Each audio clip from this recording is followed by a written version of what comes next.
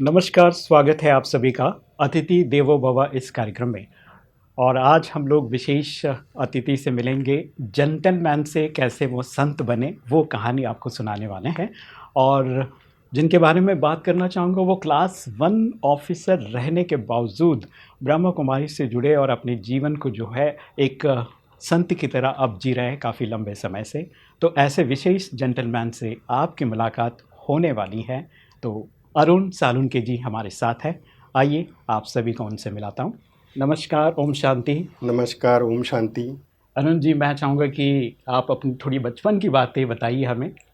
मेरा बचपन एक बहुत ही छोटे गांव से शुरुआत हुई मेरे जीवन की। उधर 5000 कैपेसिटी का वो गांव था। अच्छा। मगर शुरू से ही फर्स्ट स्टैंडर्ड से ही मैं मेरे स्कूल में फर्स्ट रहता था। जब 10th में बोर्ड एग्ज़ाम था तो उसमें भी मैं डिस्ट्रिक्ट में मेरा फर्स्ट 20 में नंबर आया था। अच्छा। तो शुरू से ही मेरा एकेडमिक बहुत ही स्ट्रांग था। बाद में मेरा higher education 11-12 science district place में हुआ। और after that I was admitted in veterinary profession. तो उसके बाद मेरा लाइफ को एक बहुत ही अलग से टर्न मिला, क्योंकि मैं एक मेट्रोपोलिस बॉम्बे में शिफ्ट हो गया। अच्छा। हमारा कॉलेज परल में है, बॉम्बे वेटरनरी कॉलेज बोलते हैं। एशिया का सबसे पुराना कॉलेज है वेटरनरी साइंस में। तो फिर उधर से मेरी पढ़ाई शुरू हो गई। That was a paramedical course. और उसमें मैंने जो स्टडी के बाद की जो दुनिया है वो मुंबई में आने के बाद देखी। अच्छा। माना जो एक्स्ट्रा करिकुलर मेरी एक्टिविटी रहती थी वो मैं कभी ज़्यादा बचपन में नहीं करता था। कॉलेज में भी साइंस फैकल्टी का होने के कारण हमारे लेक्चर्स रहते थे, प्रैक्टिकल्स रहते थे, बहुत बिजी शेड्यूल। मगर जब कॉलेज में आए तो हमने फिर खेल कूद में, एक्स्ट्रा करिकुलर एक्टिविटीज़ में पार्टिसिपेट करना शुरू कर दिया। जी जी। तो फिर हमारा ग्रेजुएशन बॉम्बे वेटरनरी कॉलेज में पूरा हुआ। मगर एक सोच ऐसी चली कि ग्रेजुएशन के बाद करना क्या है। तो हमारा एक एम ऑब्जेक्ट रहता था हमारे प्रोफेशन के जो भी आते थे जी। कि बाद में एक गवर्नमेंट जॉब मिलता था, उसको हम वेटरनरी ऑफिसर बोलते थे। मगर हमारी सोच ऐसी थी, या हमारे कुछ 3-4 गिने चुने दोस्तों की, कि नहीं, इधर नहीं रुकना है, हमको कुछ अलग करना है। तो फिर हमें सोच पड़ा कि अलग करना क्या है, ये तो मालूम होना चाहिए। बिल्कुल। तो फिर हमने मीटिंग किया 3-4 दोस्तों का, वो भी एक्स्ट्राऑर्डिनरी थे। बोले तेरे दिमाग में क्या है, क्या चल रहा है। मैं बोला नहीं, एक कॉम्पिटिटिव एग्ज़ाम्स करके रहते, उसमें हम देखेंगे, और पहला तो हम प्रोफेशन का सर्विस करेंगे और बाद में देखेंगे। तो अकॉर्डिंगली हमारा जर्नी शुरू हो गया। तो then we search one academy in Mumbai, उसका नाम है state institute of administrative career, या उसको IAS एकेडमी भी बोलते हैं। महाराष्ट्र स्टेट का वो बहुत ही प्रीमियर एकेडमी है। उसमें से जो भी कैंडिडेट जाते हैं मैक्सिमम उसमें IAS या IPS या IRS ये सर्विसेज में उनको मिलती ही मिलती है। तो अभी तक तो कभी कोई गया नहीं था हमारे कॉलेज से, तो जाएगा कौन। तो सब बोले काम करो, तुम ही जाओ पहले। अच्छा। बोला मुझे तो कुछ पता नहीं है क्या प्रिपरेशन करनी होती है, क्या होती है। तो accordingly I decided yes I will go, but backbone all my friends in my college. तो मैंने एडमिशन उधर लेने के लिए एक एग्ज़ाम देनी पड़ती है, उसको बोलते हैं प्रिलिमिनरी और मेंस एग्ज़ाम। अच्छा। और इंटरव्यू भी देना पड़ता है, भले it is academic exam, academic exam of the लेकिन स्टेट उसमें इंटरव्यू गवर्नमेंट, वगैरह। या बट फॉर गेटिंग एडमिशन उसमें भी पूरे स्टेट से हजारों लोग बैठते हैं, हजारों स्टूडेंट बैठते हैं ऑल ओवर महाराष्ट्र से। क्योंकि उसका ऑल न्यूज़पेपर्स में एडवर्टीज आता है। क्योंकि IAS बोले तो बहुत एस्पिरेशनल एग्ज़ाम है बिल्कुल बिल्कुल। On mainland of India. सभी के इसमें दिल में रहता है कि हमें IAS बनना है। तो वही उम्मीद थी, वही ख्वाहिश थी कि हम IAS ही बनेंगे। और कौन बनेगा, तो तू जा आगे, मेरे कॉलेज वाले बोले चलो ठीक है। और दूसरा हमारा स्टेट सर्विसेज, तो बोले बाकी हम लोग स्टेट सर्विसेज का एग्ज़ाम देते हैं, तू IAS एकेडमी का स्टडी कर।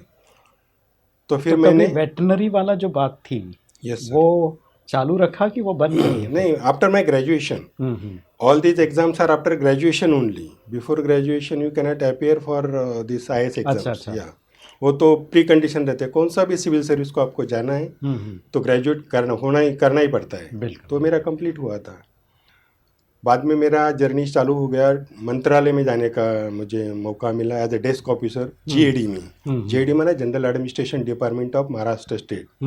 वो चीफ मिनिस्टर के अंडर रहता है। और हमारा एक नया आईटी सेल शुरू किया था, क्योंकि ये सब जब कंप्यूटराइजेशन शुरू हुआ था महाराष्ट्र स्टेट में, या नेटवर्क केबलिंग वगैरह, तो वो डिपार्टमेंट था हमारा। आईटी नया था, मगर हमारे एक आईएएस ऑफिसर थे गद्रे सर, और एक सोनी सर हमारे सेक्रेटरी थे। तो ये दोनों के मार्गदर्शन में हमने उसका प्रोग्रेस शुरू किया। और मेरे पास उन्होंने एक काम दिया कि आपको पूरा मंत्रालय का, जो मेन बिल्डिंग मंत्रालय का वो 7 स्टोरी है, और हम जिधर आईटी सेल में बैठते थे वो 20 स्टोरी बिल्डिंग है, ऐसा 2 बिल्डिंग है। तो दोनों बिल्डिंग का मंत्रालय के डेटाबेस तैयार करना है, सर्वे करना है, केबलिंग करना है। तो they assign me 1 team of 20 engineers. मैं तो आईटी का प्रोफेशनल नहीं था, I was a desk officer, I was a government officer. और बाकी के आउटसोर्सिंग वाले जो 20 इंजीनियर्स थे, तो उनको लेके मैंने पूरा 20 फ्लोर्स का, क्योंकि पर्सनली फिजिकली जाना पड़ता था। अच्छा। और 7 स्टोरी बिल्डिंग में भी चीफ मिनिस्टर के ऑफिस से लेके पूरे जितने भी मिनिस्टर्स है, जितने भी सेक्रेटरीज है, हर एक के डेस्क पे जाके, क्योंकि ये सब नया सिस्टम था, तो हर उनको इन्फॉर्मेशन देना पड़ता था। वो सब डेटाबेस कलेक्ट किया। और फिर मेरे सेक्रेटरी भी बहुत खुश हुए, क्योंकि बाद में हमने बहुत सारी प्रोग्रेस की आईटी के द्वारा ही। बाकी का जो प्रोग्रेस हुआ मंत्रालय का, या हर जिले के कलेक्टर को कनेक्टिविटी मिला, ये 2001 की बात मैं कर रहा हूँ। तो मंत्रालय के बाद फिर मेरा अगला पड़ाव था सेल्स टैक्स का। I was sales tax officer class 1, Mazagaon में मेरा ऑफिस है। ये कैसे आपको अपॉर्चुनिटी मिला? हाँ, अलग सब्जेक्ट, अलग मेरा डिपार्टमेंट, और अलग पढ़ाई, अलग पोर्टफोलियो, मगर उसमें भी हमने एक्सेल किया। उधर भी डिपार्टमेंटल एग्ज़ाम दिए, बहुत हर जगह पे नया था, मगर हर जगह पे हमने, क्योंकि मेरा पहले से ही सीरियसली स्टडी करने का जो एक्यूमेंट था, या जो सीड बोलते हैं उसका, इम्बाइब, तो वो शुरू से, क्योंकि आईएएस में था, तो फिर हार्डवर्क करना कोई बड़ी बात नहीं थी। आईएएस में ही हम 12-12 घंटे बैठते थे। एक मेंटालिटी तैयार हो गई, मेंटालिटी थी, और एक ग्रुप का एक माहौल रहता था कि बैठना है तो बैठना है। हम बैठे 12-12 घंटे, तो बाजू में कौन बैठता है हम देखते नहीं थे। और एक कंटिन्यू हमने 2-2, 3-3 साल स्टडी किए। तो फिर एक गवर्नमेंट सर्विस में तो इतना कोई नहीं करता है, तो फिर बहुत ईजी जाता था। नया भी है तो भी सीखने में भी मज़ा आता था, क्योंकि इनोवेटिव माइंड डेवलप होता है। आईएएस के एग्ज़ाम्स के कारण डिफरेंट जो सब्जेक्ट्स है, नए सब्जेक्ट रहते। मेरे तो सब्जेक्ट नहीं थे, पब्लिक एडमिनिस्ट्रेशन, हिस्ट्री या लॉ, बट उसमें भी हमने बहुत अच्छे तरीके से स्टडी किया था। और इधर भी कम ज़्यादा इसमें ये सब सब्जेक्ट्स आते हैं। टैक्सेशन भी लॉ आता है, टैक्सेशन में भी एडमिनिस्ट्रेशन आता है, बाकी की भी सारी चीज़ें आती है। और जो बाकी की चीज़ें वो सीख लेते थे, क्योंकि डिपार्टमेंटल एग्ज़ाम थ्रू। इस काम में जैसे कि आपको जो चैलेंजेस आए, जैसे अलग अलग सेगमेंट में आपने काम किया, मंत्रालय में काम किया, उसके बाद आप फिर आईटी सेक्टर को देखा, फिर उसके बाद अभी सेल टैक्स पे पहुंच गए, वहाँ पर भी क्लास 1 ऑफिसर रहे आप। तो चैलेंजेस क्या क्या फेस करने पड़े आपको इस बीच में? जी, चैलेंजेस तो हर जगह पे अलग अलग होती है, उसका डायमेंशन भी अलग अलग रहता है। और वो कार्यालय के जो स्टाफ रहता है उनसे भी चैलेंजेस आते हैं। चैलेंजेस खाली वर्क के नहीं आते हैं, working staff, even the administrative setup भी। मंत्रालय का एडमिनिस्ट्रेटिव सेटअप अलग है, सेल्स टैक्स का एडमिनिस्ट्रेटिव स्टेटस अलग है, वेटरनरी साइंस का स्टेटस अलग, एडमिनिस्ट्रेटिव सेटअप अलग था। तो क्या हो जाता है, U becomes tune with the thing, कि बस नया कुछ है तो सीखना है और आगे जाना है। और ट्यून तो किसी के भी साथ कर सकते थे, क्योंकि एक हायर एग्जाम का स्टडी करके तो जब तुम जाते हो तो हमें कभी सेक्रेटरी का डर नहीं लगा। अदरवाइज न्यू कमर जो जाते हैं उनको डर लगता है, सेक्रेटरी से कैसे बात करें या मिनिस्टर से कैसे बात करें। हम तो बिंदास जाते थे, मिनिस्टर को भी समझा देते थे कि हाउ टू सी, और कैसा कनेक्ट करना है, कलेक्टर के साथ कैसे बात करनी। और वो भी हमको बहुत रिस्पेक्ट देते थे, क्योंकि नया डिपार्टमेंट था आईटी सेल। सर बताओ कैसा बात करना है, हमको कलेक्टर से बात करना है। और बहुत जॉय रहता था उनको भी। फिर शुरू में हमने जो कार्ड्स बनाए, आईडी कार्ड बोलते हैं, वो पंचिंग मशीन, वो पहला इट वॉज इंट्रोड्यूस इन मंत्रालय।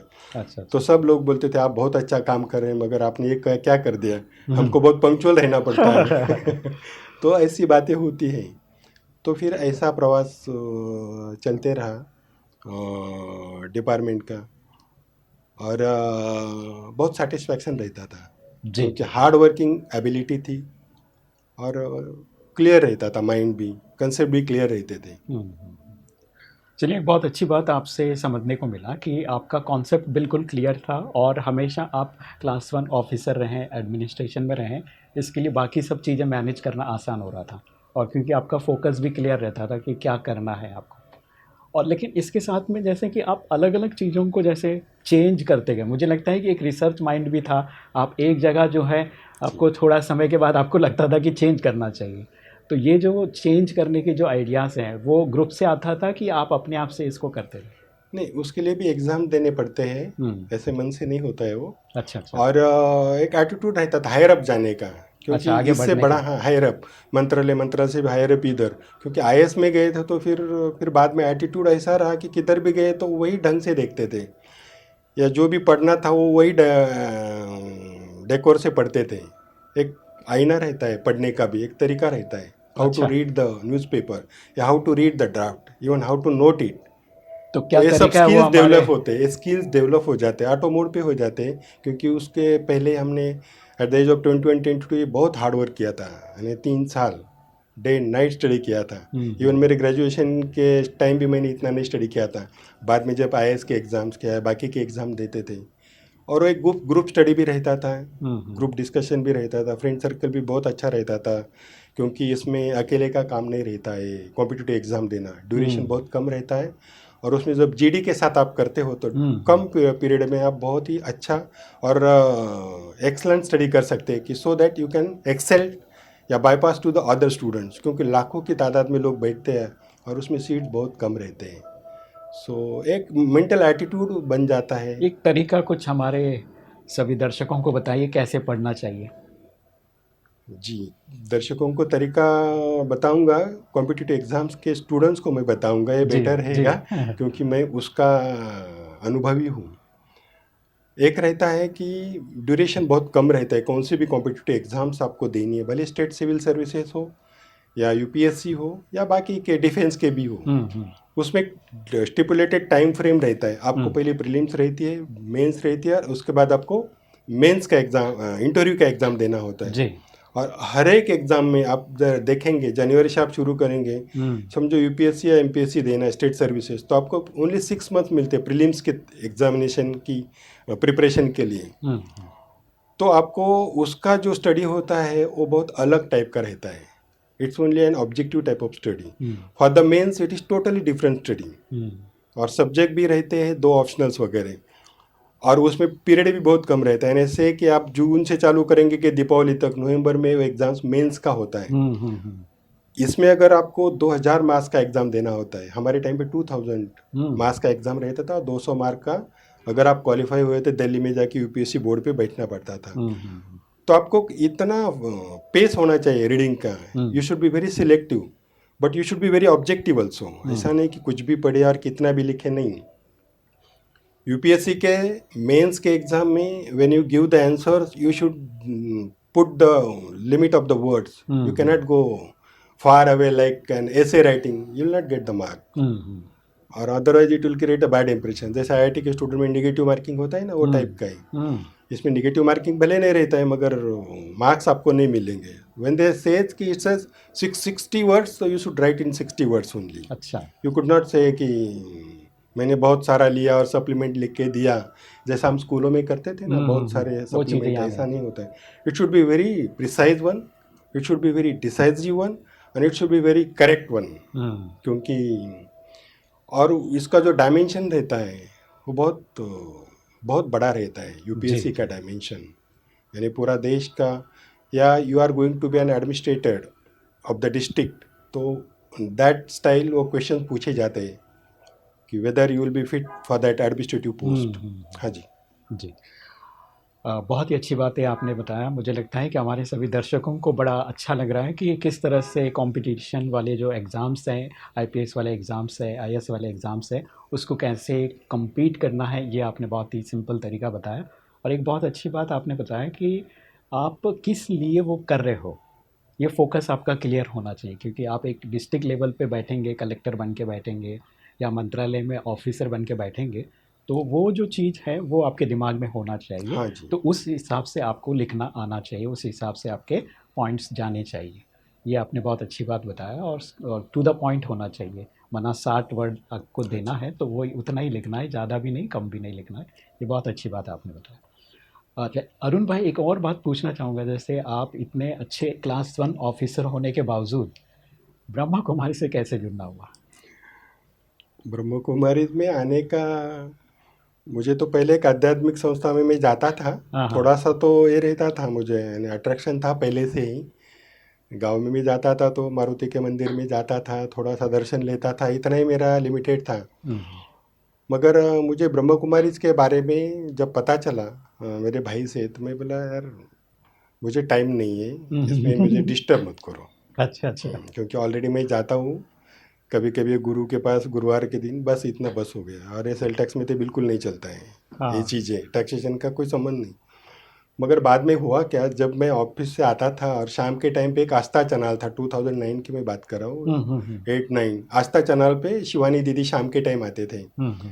So she used to put one topic. She opened the topic and conclusive end पे आती थी within say 30 या 40 minutes में। बोला व्हाट इज दिस, और वो लास्ट में बताती कि these are the phone numbers and you can do this Rajyoga course. तो मैं बोला अच्छा ठीक है। मैं बोला भाई को तो मैं नहीं बोला था, अभी उसको ऐसा बोलूँ कि वापस करना है, क्योंकि मैं भी थोड़ा सा ये था, ऐसा नहीं नहीं बोला तो नहीं बोला ऐसा। हाँ। मगर शिवानी दीदी ने बोला तो मैं बोला नहीं अभी करेंगे। तो मैंने फिर फ़ोन लगाया, तो उससे मेरे को एक सेंटर का एड्रेस मिला, जेबी नगर मरोड़ अंधेरी, पार्ला के अंडर वो सेंटर आता है। तो उधर मैंने फिर एक कोर्स ज्वाइन किया। शुरू में जब ज्वाइन किया तो वो बहन ने बोला उधर के कि आपको 7 दिन का राजयोग मेडिटेशन कोर्स करना है, और फिर बाद में आपको बताएंगे क्या करना है। मैं बोला चलो ठीक है। 7 दिन का कोर्स किया। बोला 7 दिन का कोर्स तो किया, मगर शिवानी दीदी जो बोल रहे थे वो तो सब चीज़ें इसमें नहीं आ रही है। वो बहन बोले कि आपको फिर मुरली अटेंड करना है। मैं बोला मुरली क्या रहती है? बोले वो पॉजिटिव थॉट्स रहते हैं जो भगवान के द्वारा उसका उच्चारण होता है। और मुझे उसमें एक बात अच्छी लगी राजयोगा मेडिटेशन कोर्स में। पहले दिन उन्होंने, मैंने एक आत्मा, मैं आत्मा हुई चैप्टर लिया, और आत्मा का डीटी कैरेक्टर्स, यानी उसमें ही तुम्हारे में ही सब अच्छे गुण हैं, जो भी दैवी गुण है, ऐसा वो पहले ही चैप्टर में बताया। तो मुझे बहुत ही टच किया वो बात कि मैं आत्मा हूँ, क्योंकि ये पहले बार मैं सुना था, और तुम्हारे में ही सब गुण हैं। यानी बाहर आपको ढूंढने की ज़रूरत नहीं, किधर मंदिरों में या संतों के पास या कोई धर्म संस्थापकों के पास। तो मैं बोला ये तो बहुत अच्छी बात है, यानी आपको अंदर देखना है, मैं आत्मा हूँ। और फिर बाद में उन्होंने परमात्मा क्या होता है या सृष्टि चक्र के बारे में, और मेडिटेशन की अनुभूति मुझे बहुत अच्छी हुई कि शांति लगी। शुरू में तो ज़्यादा समझा नहीं, मगर at the end of course meditation course कराया तो उसमें बहुत अच्छा लगा। और विद इन अ मंथ जब मैंने थोड़ा सा रेगुलर किया है, मुरली सुनना वगैरह, तो बहुत अच्छा लगा। फिर मैंने ऑफिस में भी ये राजयोगा मेडिटेशन का कोर्स, मेरे कमिश्नर से बात किया कि सर ऐसा ऐसा मैं 1 महीना हुआ है ज्वाइन हुआ है, तो will you do this Rajyoga meditation course to all officers, क्योंकि उससे होता क्या है थोड़ा टेंशन कम होता है। मुझे भी थोड़ा सा एक्सपीरियंस आया है, और आप भी ज़रा देख लो। तो उन्होंने देखा, एक पार्ला की बहन आई थी, उन्होंने कोर्स कराया उधर। हमारे चार्टर्ड अकाउंटेंट्स और लॉयर जो रहते हैं सेल्स टैक्स में, उनका है। तो मैं बोला हमारे ऑफिसर्स के लिए लेंगे क्या? बोले ज़रूर लेंगे, आपका नाम क्या है? तो मैं बोला ऐसा ऐसा है, 1-1.5 महीना मुझे हो गया है ज्वाइन होके। So she came and we met the commissioner. तो कमिश्नर सेड यस, आप कर सकते हो। और जब ये उन्होंने सुना एक घंटे का लेक्चर अबाउट मेडिटेशन वगैरह, तो उन्होंने खुली छूट दे दी। अच्छा। आप बिल्कुल कंडक्ट कर सकते हो ये Rajyoga meditation course. Accordingly I conducted this Rajyoga meditation course in my sales tax office. That office is 10,000 capacity, हमारे सब ऑफिसर्स और स्टाफ मिलके हैं। अच्छा। 100-150 ऑफिसर आते थे एक टाइम में। हमने 3 दिन का शॉर्ट राजयोगा मेडिटेशन कोर्स कराया। उन्होंने भी पूरा पार्ला की टीम आई थी मुंबई की, उन्होंने कोर्स कराया, अलग अलग लेक्चरर्स आए थे। तो बहुत अच्छा लगा सबको। पूरे ऑफिस के लोग बोलते थे अरे सर ज़रा जल्दी जल्दी ये कोर्स चालू करो, बहुत टेंशन आता है काम का, बहुत एडिशनल चार्जेस रहते हैं। तो this was the beauty of this Rajyoga course. और मुझे भी बहुत अच्छा लगा, दिल से अच्छा लगा, क्योंकि दिमाग से अच्छा लगा तो फिर उसमें मज़ा नहीं आता है। कोई एक मेडिटेशन का जो है अनुभव, आप अगर उसका प्रयोग आप अपने कार्य में किया हो उसके बारे में थोड़ा बताइए। जब मैं मुंबई से थोड़ी देर में मेरा प्रमोशन हो गया as a deputy commissioner Pune में। अच्छा। और जब मैं आया तो मेरा एक ये था, एक रिवाज रहता था। जब भी मैं ऑफिस में आता था, मेरे चैम्बर में बैठता था, तो पहले मैं बैठते ही 9:45 बजे जब आके बैठता था तो मैं क्या करता था, सकाश देता था। यानी मुझे मेडिटेशन में सिखाया था, आपको सकाश देना है सामने वालों को या तुम्हारे सब ऑफिस के स्टाफ को। तो मैं क्या करता था, हमारी पुणे की 4 स्टोरी बिल्डिंग थी सेल्स टैक्स की, तो बैठ के मैं पूरे मेरे एडिशनल कमिश्नर को सकाश देता था, जो बॉस है। फिर मेरे सब जितने भी डिप्टी कमिश्नर्स थे, हमारे 50 डिप्टी कमिश्नर, उनको सकाश देता था। फिर हमारे assistant commissioner, sales tax officer, सभी प्यून, तो पूरे बिल्डिंग को फ्लोर वाइज में सकाश देता था। और हार्डली कितना 2-3 मिनट में काम हो जाता था। और फिर मेरा मैं काम का शुरू करता था। तो मुझे इतना अच्छा एक्सपीरियंस आया इसका कि वंडरफुली मैं कुल तो रहता था, मगर कुछ भी प्रॉब्लम आती थी ऑफिस में, स्टाफ की प्रॉब्लम आती थी या हमें एडिशनल चार्जेस दिए जाते थे क्योंकि ऑफिसर्स की कमी रहती थी ना। लार्ज टैक्स पेयर यूनिट यानी बड़े बड़े टैक्स पेयर्स के यूनिट, बड़े बड़े उनके ये रहते हैं, टर्नओवर रहते हैं, ऐसे केसेस देते हैं एडिशनल, बड़ा काम रहता है वो, तो वो भी देते थे। फिर भी टेंशन नहीं आता था क्योंकि मैं आत्मा हूँ, ये पार्ट थोड़ा पक्का हुआ था। और आत्मा में शांति का गुण रहता है, ये प्रैक्टिकली इम्बाइब करते थे। ऐसा है बोलने की बात नहीं स्लोगन, तो प्रैक्टिकल इम्बाइब करता था। और फिर पुणे में भी हमने कोर्स कराया हमारे सब डिप्टी कमिश्नर्स का, ऑफिसर्स का, और बहुत अच्छा उन्होंने। एक बात मैं पूछना चाहूँगा यहाँ पर अरुण जी, जब आप ब्रह्मा कुमारी से नए जुड़े थे उस समय इस तरह के जो चैलेंजेस आते तो उसको कैसे आप हैंडल करते थे, और जब राजयोग का प्रैक्टिस हो गया, आपको अच्छा लगने लगा मेडिटेशन, तो उस समय आप उन चीज़ों को कैसे देखते थे? दोनों का एक्सपीरियंस हमें। Very good, very nice question. It has to be compared. पहले भी मैं करता था काम, ऐसा नहीं कि काम नहीं करता था, करवा के लेता भी था, मगर एटीट्यूडनल डिफरेंस बहुत बड़ा था। जी। पहले एक तो मेरा स्वभाव बहुत स्टिक करके था, मैं कभी किसी को टाइम पे नहीं आया या टाइम पे बात नहीं हुई तो क्रोध आता था, बहुत गुस्सा आता था, छोड़ता ही नहीं था। अच्छा। और हमारे ग्रुप में भी ऐसा रहता कि टिट फॉर टिट टैट करने का, छोड़ने का नहीं, है ना। या पहले एक से सुना था कि 10 दिशांनी हल्ला करो, अरे हाँ, इतना हल्ला करो, छोड़ने का ही नहीं, यानी ऐसा नहीं होता है तो क्रोध करो और काम, गेट द वर्क डन। मेरे एक ऑफिसर है, अभी मैं IAS ऑफिसर थे, उनका भी यही एटीट्यूड था कि नहीं होता है तो एकदम क्रोध करके पूरा ऑफिस को थर्राते थे वो। मैं भी थोड़ा सा वो नेचर था, भले छोटा ऑफिसर था मगर वो नेचर था ही। अच्छा। मगर बाद में जब मैं ब्रह्म कुमारी में आया तो बहुत सी चेंज आया, क्योंकि उसमें कहा गया था, और शिवानी दीदी से भी मैं सुनता था कि क्रोध से काम नहीं होता। आपको लगता है क्रोध से जल्दी काम हुआ या स्टाफ ने जल्दी काम किया, मगर वो बिल्कुल वैसा नहीं होता है। उसका जो फाइनल आउटपुट है ना, that is not that proper one, या जो हमारा टारगेट रहता है ना, वो टारगेट तक कंक्लूसिवली जाता नहीं है। वही काम अगर हम अलग ढंग से वाइब्रेशन देकर, और उसकी कुछ गलती भी है तो उसको माफ़ करके अगर उसको हम चांस देते हैं तो ऑटोमेटिकली वो इम्प्रूव करता है। मगर उसको एक पहला वाइब्रेशन, एक कंडूसिव एटमॉस्फेयर तैयार करना, ये मुझे राजयोग मेडिटेशन से पॉसिबल हुआ। क्योंकि ये जो तरीका है वाइब्रेशन, हमें पहले मालूम ही नहीं था, या सकाश देना क्या होता है, या मेडिटेशन क्या होता है, और ये दिल से देना होता है। दिमाग से तो हम बोलते हैं बहुत सकाश देते थे या ऐसा वैसा, बातों तो बहुत करते थे, जैसे मैनेजमेंट में करते हैं ना MBA के लोग, टाई वाई लगा के 5 स्टार्स में, वो भी मैंने किए थे वो सब प्रोग्राम। अच्छा। हाँ, बातें करने में तो बहुत माहिर थे, मगर ये जो बात थी राजयोगा मेडिटेशन की, ये दिल की बात थी। और जब दिल से हम सामने वाले को माफ़ करते हैं ना, तो दुगुना काम करता है वो, क्योंकि उसको रेक्टिफिकेशन को आप बहुत जेंटली उसको चांस देते हो टू इम्प्रूव इट, और खुद को भी सुकून लगता है। जब क्रोध करते हैं तो फिर दिन तुम्हारा भी खराब होता है, ये मेरा खुद का एक्सपीरियंस है। तो सी चेंज आ गया मेरे एटीट्यूड में भी। और इतना ही नहीं सर, मेरा सुबह उठने का जो वक्त रहता था, वो गवर्नमेंट का ऑफिसर होने के 7 बजे उठा तो भी मुझे लगता था बहुत जल्दी उठ गया। मगर जब मैं राजयोग मेडिटेशन का करने लगा, ब्रह्म कुमारी में ज्वाइन हुआ 2009 से, तब से लेके आज तक मैं सुबह 4 बजे उठना शुरू कर दिया। क्या बात।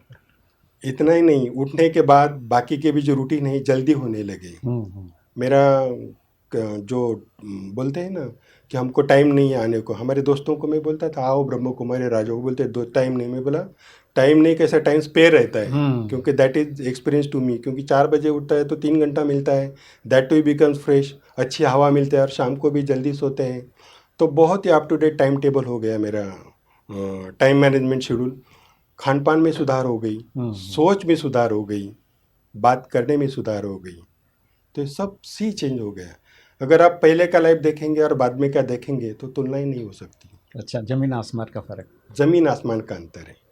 अरुण जी, बहुत ही अच्छी बातें आपने बताया। आपके जीवन का जो ग्राफ है वो पूरी तरह से चेंज हो गया ब्रह्मा कुमारी से जुड़ने के बाद, और क्लास 1 ऑफिसर किस एटीट्यूड से काम करता है और नहीं होने से पूरे जो है अब 20 नाखूनों का जोर लगा देता है और सब कुछ इकट्ठा करके सारे ऑफिस में जो है सभी बंदे को एक तरह से जो है अरेस्टमेंट जैसा हो जाता है। लेकिन जैसे ही आपने कहा कि मैं ब्रह्मा कुमारी से जुड़ गया तो वो सारी चीज़ें बिल्कुल चेंज हो गया, और मुझे एक और बात अच्छी लगी कि आपका पूरा एटीट्यूड में चेंज आ गया, जो सोच में है वो चेंज आ गया, और उसमें आपने वहाँ सामने वालों को माफ़ करके फिर उनको अगर अपॉर्चुनिटी देते हैं हम लोग, तो वो सामने वाला डबल काम कर लेता है। ये बहुत अच्छा लगा जो आपका अनुभव था मुझे। अरुण जी, मैं चाहूँगा कि अतिथि देवो भव हमारे जो दर्शक हैं उनके लिए एक मैसेज क्या देना चाहेंगे आप?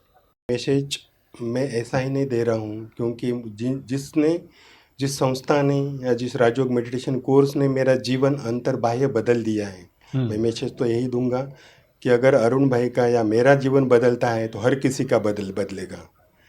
बदलेगा क्या? तुम्हारी सोच बदलेगी, सोच बदलेगा, तुम्हारा विचार बदलेगा, तुम्हारा वर्तन बदलेगा, तुम्हारा बोल बदलेगा, तुम्हारा कर्म बदलेगा।